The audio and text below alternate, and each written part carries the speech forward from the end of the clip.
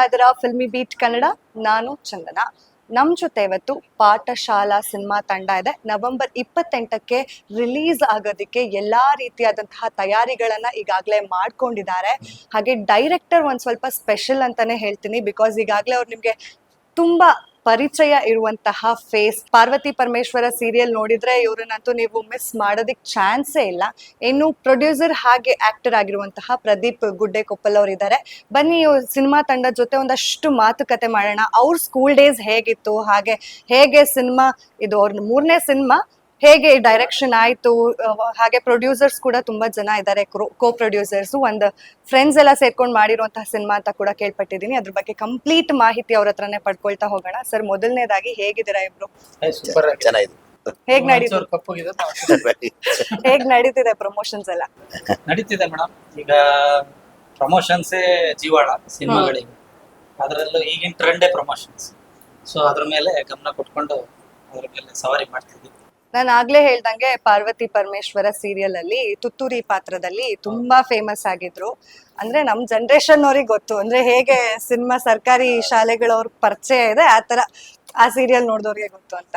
ನಿಮ್ಮ ಗುರುಗಳು ಸಿಹಿ ಕಹಿ ಚಂದ್ರು ಸರ್ ಟೀಸರ್ ಕೂಡ ಲಾಂಚ್ ಮಾಡ್ಕೊಟ್ಟಿದ್ದೆ. ಹೇಳಿ ಸರ್, ಹೇಗಾಯ್ತು, ಏನಾಯ್ತು? ಅದೊಂದು ಋಣ ತೀರ್ಸುವಂತ ಇದು. ಪಾರ್ವತಿ ಪರಮೇಶ್ವರ, ಅದು ತುತ್ತೂರಿ ಮಂಜ ಅಂತ ಅವಳ ಹೆಡ್ಫೋನ್ ವೇದ, ನಮ್ದೇ ಒಂದು ಗ್ಯಾಂಗ್, 1500 ಎಪಿಸೋಡ್, 600 ಎಪಿಸೋಡ್. ಸಿಲ್ಲಿಲಲ್ಲಿ ನಿಮ್ಗೆ 1000 ಸಮಥಿಂಗ್ ಏನಾಯ್ತು, 1089, ಇದು 1600. ಪಾರ್ವತಿ ಪರಮೇಶ್ವರ ಪ್ರತಿದಿನ ಫನ್ ಆತರ ಇತ್ತು. ಸಿ ಕೈ Chandru obviously final cut production ಅಂದ್ರೆ ಎಷ್ಟೋ ಜನ ಕಣ್ಣು ಹಾಕಿದ್ರು. ಅಲ್ಲಿ ಯಶ್ ಅವ್ರು ವರ್ಕ್ ಮಾಡ್ಯಾರೆ, ಆಮೇಲೆ ದುನಿಯಾ ವಿಜಯ್ ಅವ್ರು ಮಾಡ್ಯಾರೆ, ಗಣೇಶ್ ಮಾಡ್ಯಾರೆ, ಎಲ್ಲರೂ ಅಲ್ಲಿ ಬಂದು ಹೋಗ್ಯಾರೆ. ನಾವು ಅಲ್ಲೇ ಅನ್ನ ತಿಂದಿರೋ ಅಂತ ಕಂಪ್ನಿ.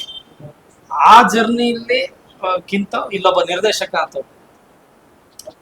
ನಾನು ಕ್ರೇಜಿ ಸ್ಟಾರ್ ರವಿ ಸರ್ ಹತ್ರ KD ವೆಂಕಟೇಶ್ ಅಂತ ಫೈಟ್ ಮಾಸ್ಟರ್ ಇದ್ರು, ಅವ್ರು ಕರ್ಕೊಂಡೋಗಿ ರವಿಚಂದ್ರನ್ ಹತ್ರ ಬಿಟ್ರು, ಏನೋ ಮಾಡ್ತಾನೆ ಅಂತ. ಅಲ್ಲಿ ನನ್ನ ಜರ್ನಿ ಸ್ಟಾರ್ಟ್ ಆಗಿತ್ತು. ಅಲ್ಲಿ ಕೆಲಸ ಕಲ್ತು ಮಾಡಿ ಇಷ್ಟು ವರ್ಷ ಬಂತು. ಆಮೇಲೆ ಸಿನಿಮಾ ಡೈರೆಕ್ಷನ್ ಅಂತ ಹೇಳಿ ಇಳಿದೆ. ಅದು ಬಿಟ್ರೆ ಪಾರ್ವತಿ ಪರಮೇಶ್ವರ ನನ್ನ ಲೈಫಲ್ಲಿ ನನಗೆ ದೊಡ್ಡ ಹೆಸರು ತಂದುಕೊಟ್ಟಿದ್ದಂತ ಸೀರಿಯಲ್ ತುತ್ತೂರಿ ಮುಂಚ. ಈಗ ಹೆದ್ದೂರು ಮಂಜುನಾಥ್ ಶೆಟ್ಟಿ ಅಂತ ಡೈರೆಕ್ಟರ್ ಆಗಿ ಇವ್ರ ಜೊತೆ ಕೆಲಸ ಮಾಡಿದಂತಹ ಅನುಭವ ಹೇಗಿತ್ತು? ನಾವು ಈಗ ಪ್ರೊಡ್ಯೂಸರ್ಸ್ ಅಂತಲ್ಲ, ನಾವು ರೈತರು, ನಾವೆಲ್ಲ ಫ್ರೆಂಡ್ಸು. ತೀರ್ಥಹಳ್ಳಿಯಲ್ಲಿ ಇರುವಾಗ ಒಂದು ಪಾಠಶಾಲಾ ಅಂತೇಳಿ ಒಂದು ಆಡಿಷನ್ಗೆ ಬಂದಿದ್ದಾರೆ ಅಂತೇಳಿ ನಮಗೆ ಸ್ವಲ್ಪ ನ್ಯೂಸ್ ಓಡಾಡ್ತಾ ಇತ್ತು ತೀರ್ಥಹಳ್ಳಿಲಿ ತಾಲೂಕಲ್ಲಿ. ನಮಗೇನು ಇವರು ಪರಿಚಯ ಇರಲಿಲ್ಲ. ನಮ್ಮ ರವೀಶ್ ಅಂತೇಳಿ ನಮ್ಮ ಆತ್ಮೀಯರಿದ್ರು, ಅವರು ಹೇಳಿದ್ರು ಹೀಗಿದೊಂದು ಪಾಠಶಾಲಾ ಅಂತೇಳಿ ಒಂದು ಪಿಕ್ಚರ್ ಮಾಡ್ತಿದ್ದಾರೆ, ಅದಕ್ಕೆ ಸ್ವಲ್ಪ ಫಂಡಿಂಗು ಎಲ್ಲ ಕೇಳ್ತಿದ್ದಾರೆ ಅಂತೇಳಿ ನಮಗೆ ಹೇಳಿದ್ರು. ನಾವಾದರೂ ಅದ್ರ ಬಗ್ಗೆ ಗಮನ ವಹಿಸಿರ್ಲಿಲ್ಲ. ಆಮೇಲೆ ಮತ್ತೆ ತಿಳಿತಾ ಹಿಂದಿನ 80 ದಶಕದ್ದು ಮಕ್ಕಳದ್ದು ಏನು ಓದ್ತಾ ಇದ್ರು ಅದರದ್ದು ಚಿತ್ರೀಕರಣ ಮಾಡೋದು, ಅದ್ರದ್ದು ಎಲ್ಲದ್ರ ಬಗ್ಗೆ ತಿಳಿದಾಗ ನಮಗೂ ಒಂದು ಮನ್ಸಾಯ್ತು. ಯಾಕಂದ್ರೆ ನಾವು ಹಿಂದೆ ಆ ಸಿಚುವೇಶನ್ ಓದ್ತಂಥವ್ರು, 80 ದಶಕದಲ್ಲಿ ನಾವು ಓದ್ತಂಥವ್ರು.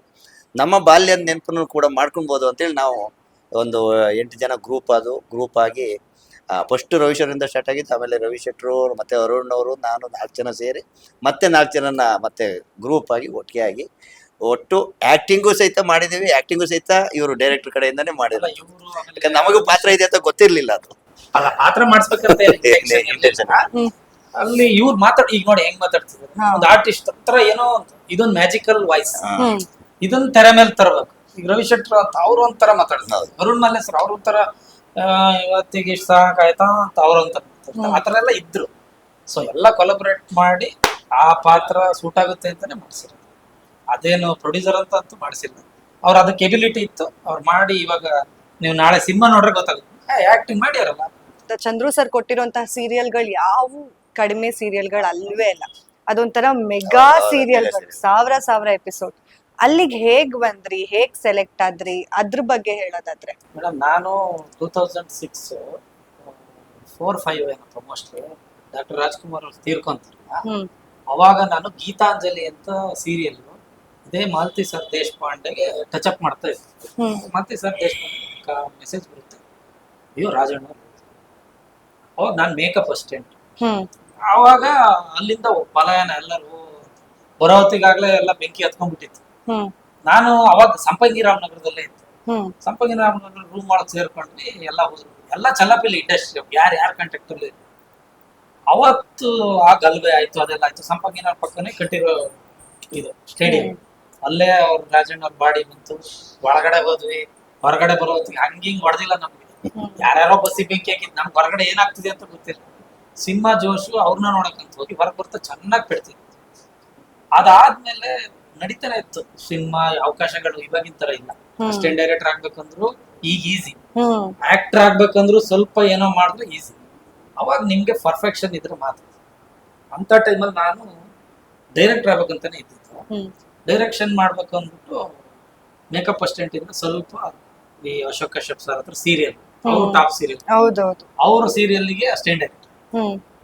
ಅದಾದ್ಮೇಲೆ ಒಂದಿಷ್ಟು ಸಿನಿಮಾ ಮಾಡ್ತೀನಿ. ಅವಾಗೆಲ್ಲ ಸ್ವಲ್ಪ ಚಿಕ್ಕ ಚಿಕ್ಕ ಬಜೆಟ್ ಸಿನಿಮಾ, ಅದಕ್ಕೆಲ್ಲ ವರ್ಕ್ ಮಾಡ್ಕೊಂಡು KD ವೆಂಕಟೇಶ್ ಅಂತ ಫೈಟ್ ಮಾಸ್ಟರ್, ಅವ್ರ ಹತ್ರ ಅವ್ರ ಮನೆಗೆ ಹೋಗಿ, ಸರ್ ನಮ್ ಫ್ಯಾನ್, ಎಲ್ಲಾ ಫ್ಯಾನ್ ಏನಿಲ್ಲ, ಅವ್ರ ಸಿನಿಮಾಗಳೆಲ್ಲ ಟಿವಿಲಿ ಬರುತ್ತೆ, ಹೆಸರು ಗೊತ್ತಿತ್ತು KD ವೆಂಕಟೇಶ್ ಅಂದ್ರೆ ಫೈಟ್ ಮಾಸ್ಟರ್.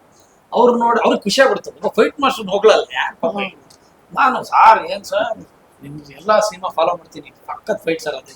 ಹೌದಾ ನೋಡ್ತೀಯ ಬಾ ಇಲ್ಲ ಅಂತ ಗೇಟ್ ತರ್ದು ಒಳಗೆ ಕೂರಿಸ್ಕೊಂಡ್ಮೇಲೆ ನೀನೇನ್ ಮಾಡ್ತೀನಿ, ಕೊರಿಯರ್ ಮಾಡ್ತಿದ್ದೆ ಸರ್. ನಾನು ಒಂಚೂರು ಡೈರೆಕ್ಷನ್, ಮೇಕಪ್ ಅಸಿಸ್ಟೆಂಟ್, ಡೈರೆಕ್ಷನ್ ಕೆಲಸ ಕಲಿಬೇಕು, ಅಶೋಕ್ ಮಾಡಿದ್ದೀನಿ. ಹೌದಾ, ಒಂದು ಹಾಡ್ ಗೀಡೆಲ್ಲ ಬರೀತಿದ್ದೆ. ಸರಿ ಅಂತ ಬರ್ಸ್ಕೊಂಡು ಕೇಳೋರು. ಅವ್ರು ಸಂಜೆ ಎಲ್ಲರೂ ಟೀಮ್ ಕುತ್ಕೊಂಡ ಫೈಟರ್ಸ್ನೆಲ್ಲ ಕುತ್ಕೊಂಡು ನೋಡೋ ಹಾಡ್ ಹೆಂಗ್ ಬರ್ತೀನಿ ಹೇಳೋ ಹೇಳ್ತಿದ್ದೆ, ಎಲ್ಲ ಖುಷಿ ಪಡೋದು. ಒಂದ್ ಟೈಮ್ ಏನಾಯ್ತು, ರಾಜಾಜಿನಗರ್ ಇದ್ದೀನಿ, ಬಾ. ರಾಜಾಜಿನಗರ ಏನಕ್ಕೆ ಸರ್? ರವಿ ಸರ್ ಮನೆಗೆ ಬಾರ. ಯಾರು ರವಿ ಸರ್? ಚಂದ್ರ. ಹೌದಾ, ಗೊತ್ತಿಲ್ಲ. ಹೊಡೋದೆ, ಹೋಗಿ ಅವ್ರ ಮನೆ ಒಳಗೆ ಹೋದೆ, ಮೇಲ್ಬಾಗ್ರು ಹೋದೆ. ಸುಮಾರು ಜನ, ಒಂದ್ 8-10 ಜನ ಬರಿತಾ ಕುತ್ಕೊಂಡಿದ್ರು. ಅವನ್ನೆಲ್ಲ ನೋಡಿದ್ರು. ಸರಿ ಅಂದ್ಬಿಟ್ಟು ನಾನು ಸುಮ್ಮನೆ ಕೂತಿದ್ದೆ. ಆಮೇಲೆ ಒಳಗ್ ಕರೆದ್ರೆ ಹೋದೆ.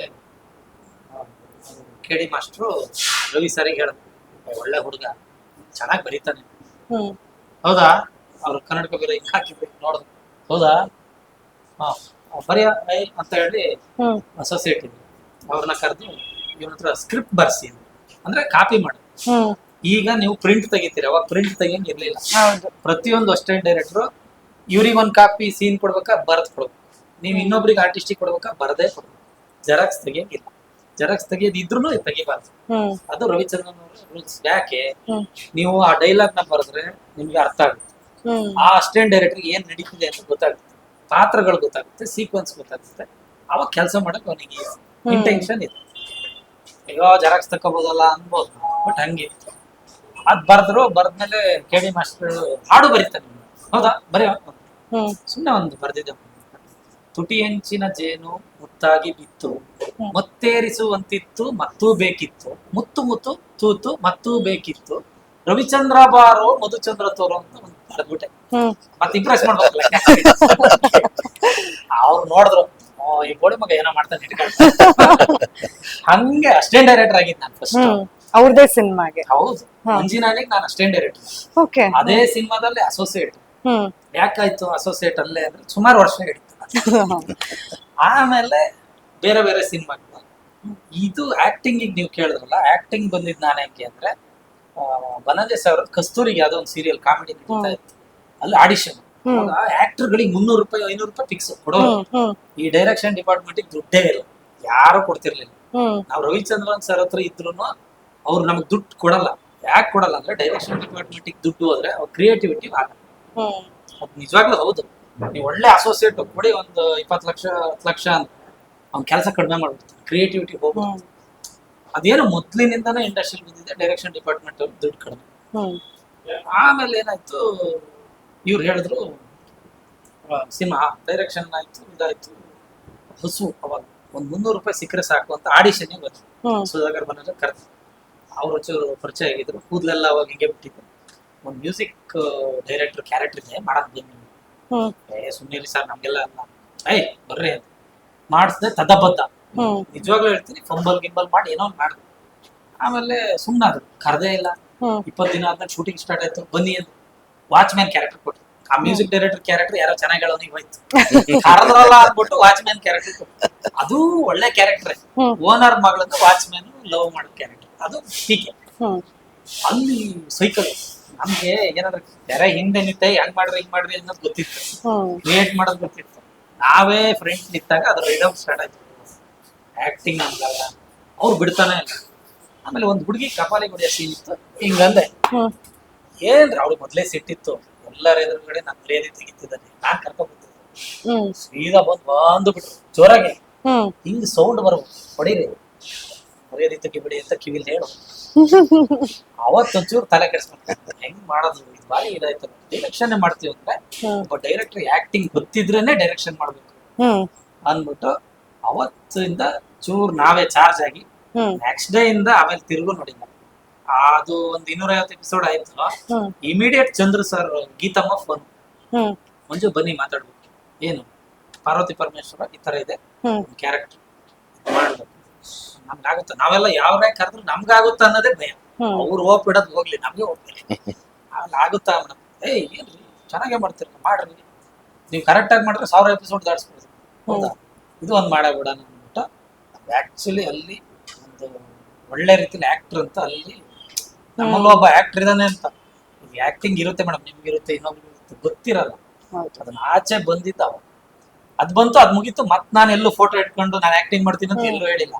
ರಾಜಾರಥ ಬಂತು, ಒಂದ್ ಒಳ್ಳೆ ಸೀನ್ ಕೊಟ್ರು, ಅನೂಪ್ ಭಂಡಾರಿ, ಹೋದ್ವಿ, ಮಾಡ್ದೆ ಬಂದೆ. ಈಗ 1-2 ಸಿನಿಮಾ ರಿಲೀಸಿಗೆ ಪಾತ್ರಗಳು ಕರೆದ್ರೆ ಮಾತ್ರ ಹೋಗ್ತೀನಿ, ಬಿಟ್ರೆ ನನ್ಗೆ ಇಂಟ್ರೆಸ್ಟ್ ಡೈರೆಕ್ಷನ್, ಇನ್ನೊಂದ್ 4 ಜನ ಹುಟ್ಟಾಕ್ಬೇಕು, ಆ ಕ್ರಿಯೇಟಿವಿಟಿ. ಇದು ನಂದು ಲಾಂಗ್ ಆದ್ರೆ ಈ ತರದ. ಅಂದ್ರೆ ಕೆಲವೊಬ್ರಿಗೆ ಗೊತ್ತಿರಲ್ಲ ನಾವ್ ಹೇಗೆ ಸಿನಿಮಾ ಇಂಡಸ್ಟ್ರಿಗೆ ಬಂದ್ವಿ ಅಂತ, ಅಂದ್ರೆ ಜನಕ್ಕೆ ಗೊತ್ತಿರಲ್ಲ. ತುಂಬಾ ಜನಕ್ಕೆ ಏನ್ ಅನ್ಕೊಂಡಿದ್ರೆ ಮಂಜು ಆಕ್ಟರ್ ಆಗಿದ್ದು ಏನೋ ಒಂದು ಡೈರೆಕ್ಷನ್ ಮಾಡ್ತಾರೆ.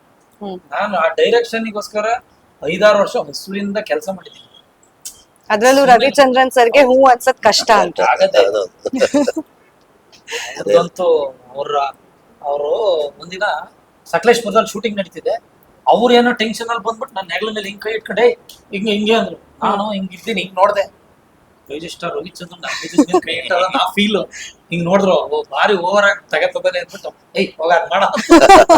ಕೊನೆದಾಗಿ ಏನ್ ಹೇಳ್ತೀರಾ, ಸಿನಿಮಾ ಈಗ ರಿಲೀಸ್ ರೆಡಿ ಆಗಿದೆ, ಎಲ್ಲರೂ ಅದೇ ಈಗ ಒಂದು 2 ತಿಂಗಳು 3 ತಿಂಗಳು ಹಿಂದೋದ್ರೆ ನಾವು ಪಿಕ್ಚರ್ ಟಾಕೀಸ್ ಅಲ್ಲಿ ಬಂದು ನೋಡ್ತಾರೆ ಅನ್ನೋದೇ ಹವನೇ ಇರ್ಲಿಲ್ಲ. ಈಗ ಹವ ಕ್ರಿಯೇಟ್ ಆಗಿದೆ, ಟಾಕೀಸ್ ಅಲ್ಲೇ ಬಂದು ಪಿಕ್ಚರ್ ನೋಡ್ಬೇಕಂತ ಹೇಳಿ ಸೂಪ್ರಂಸೋದಿಂದ ಟಾಕೀಸ್ ಹತ್ತ. ಯಾಕಂದ್ರೆ ಟಾಕೀಸ್ ಮುಂದೆ ಕ್ಯೂ ನಿಲ್ಲದೆ ಇಲ್ಲ ಆಗಿತ್ತು, ಎಷ್ಟು ವರ್ಷ ಆಗಿತ್ತು ನೋಡದೆ. ಆದ್ರೆ 2-3 ದಿವಸ ಕಾದು ಟಿಕೆಟ್ ತಗೊಂಡು ಪಿಕ್ಚರ್ ನೋಡೋಂತ ಪರಿಸ್ಥಿತಿ ಈಗ ನಿರ್ಮಾಣ ಆಗಿರೋದು. ಅದೇ ನಮ್ಮ ಪಾಠಶಾಲದಲ್ಲೂ ಅದೇ ಕಂಟಿನ್ಯೂ ಆಗುತ್ತೆ. ನೀವೆಲ್ಲರೂ ಸಪೋರ್ಟ್ ಮಾಡಿದ್ರೆ ಅದು 100% ನಮ್ಮದ್ರೂ ಕಂಟಿನ್ಯೂ ಆಗುತ್ತೆ ಅಂತ. ಯಾಕಂದ್ರೆ ಪಿಕ್ಚರ್ ಒಂದ್ಸರಿ ಜನ ನೋಡಿದ್ರು ಅಂದ್ರೆ ಅವರೇ ಪ್ರಮೋಷನ್ ಮಾಡ್ತಾರೆ. ನೋಡಂತ ಕೆಲಸನ ನಮ್ಮ ಪ್ರಮೋಷನ್ ಇಂದ ಆಗ್ಬೇಕು ಅಂತ ಹೇಳಿ ನಿಮ್ಮೆಲ್ಲರದ್ದು ಕೇಳ್ಕೊಳ್ಳೋದು ನಾವು. ಖಂಡಿತ ಸರ್, ನಾವು ಎಷ್ಟು ಜನಕ್ಕೆ ರೀಚ್ ಮಾಡಿಸ್ಬೋದು ಅಷ್ಟು ರೀಚ್ ಮಾಡಿಸ್ತೀವಿ. ಅಂಡ್ ನಿಮ್ಮ ಪಾಠಶಾಲಾ ಸಿನಿಮಾಗೆ ನಮ್ಮ ಫಿಲ್ಮಿ ಬೀಟ್ ತಂಡದಿಂದ ಆಲ್ ದಿ ಬೆಸ್ಟ್. ಒಳ್ಳೆ ಕಂಟೆಂಟ್ ಸಿನಿಮಾ ಯಾವತ್ತೂ ಗೆದ್ದೇ ಗೆಲ್ಲುತ್ತೆ, ಯಾಕಂದ್ರೆ ಜನ ಕೈ ಬಿಡಲ್ಲ ಅಂತ ಹೇಳ್ತಾರೆ ಒಳ್ಳೆ ಕಂಟೆಂಟ್ ಸಿನಿಮಾಗೆ. ನಿಮ್ಮ ಪಾಠಶಾಲಾ ಸಿನಿಮಾ ದೊಡ್ಡ ಮಟ್ಟದಲ್ಲಿ ಹೆಸರು ಮಾಡ್ಲಿ, ಸಕ್ಸಸ್ ತಂದ್ಕೊಡ್ಲಿ, ಹಾಗೆ ರಾಜ್ಯ ಪ್ರಶಸ್ತಿ, ರಾಷ್ಟ್ರ ಪ್ರಶಸ್ತಿ ಎಲ್ಲ ಕೂಡ ನಿಮ್ಮ ಪಾಠಶಾಲಾ ಸಿನಿಮಾಗೆ ಬರ್ಲಿ ಅಂತ ನಾವು ಆಶಿಸ್ತೀವಿ. Thank you sir, thank you so much.